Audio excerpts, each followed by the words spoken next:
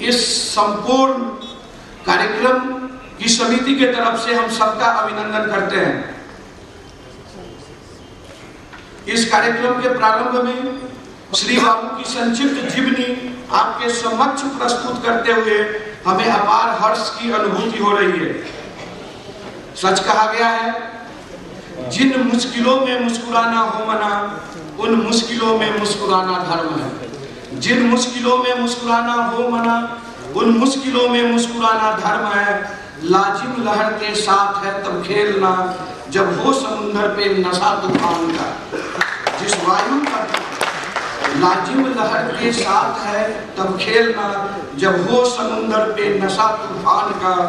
जिस वायु का दीपक बुझाना ध्येय हो, उस वायु में दीपक जलाना धर्म है। श्री बाबू ने बिहार के जन जन के मन मन में जो स्वतंत्र जागरण का दीपक जलाया, उसकी लपटों में अंग्रेजी हुकूमत स्वाहा हो गया और भारत के जीवन में एक अत्यंत नूतन सवेरा बहुमुखी विकास के इंद्रधनुषी किरणों की भांति विश्व आकाश के आंचल में अंगड़ाई लेने लगा। ऐसे महापुरुष जिनकी महानता बिहार के लिए गौरव है, आज मेरा हम सबका सत नमन ऐसे महापुरुष को।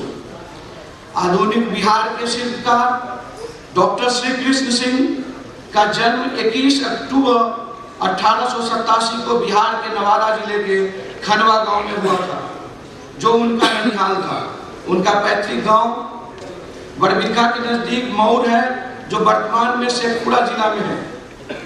महज 5 वर्ष की आयु में 1892 में उन्होंने अपनी पूज्य माता को खो दिया। बंग भंग एवं स्वदेशी आंदोलन से आह्लादित तिलक, अरविंदो तथा गांधी से प्रभावित श्री बाबू ने 19 वर्ष की आयु में ही सन 1906 में मुंगेर के कष्टकारिणी घाट पर एक हाथ में गीता और दूसरे हाथ में कृपाण लेकर गंगा में प्रवेश किया और भारत माँ की आजादी का संकल्प लिया। मानो कह रहे हो, न पूछो कि मंजिल कहाँ है, अभी तो बस सफर का इरादा किया है। न मानो न पूछो मंजिल कहाँ है, अभी तो बस सफर का इरादा किया है। न हारेंगे हौसला उम्र भर, किसी और से नहीं खुद से वादा किया है।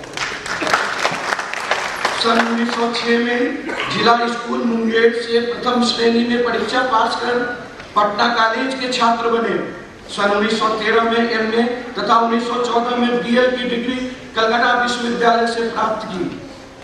महात्मा गांधी से उनकी पहली मुलाकात 1916 में सेंट्रल हिंदू कॉलेज में और पुनः सेंट्रल हिंदू कॉलेज बनारस में, और पुनः सन 1920 में बिहार में बैरिस्टर शाह मोहम्मद जुबैर के घर पर हुए। श्री बाबू सन 1921 में वकालत त्याग कर स्वतंत्रता आंदोलन में कूद गए।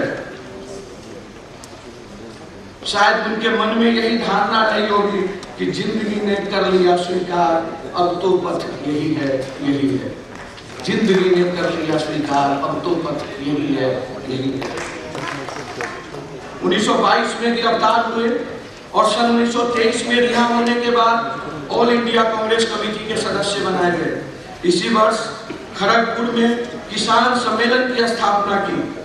उनकी गर्जना को सुनकर सम्मेलन के सचिव सिद्धेश्वर चौधरी ने इन्हें बिहार केसरी से संबोधित किया।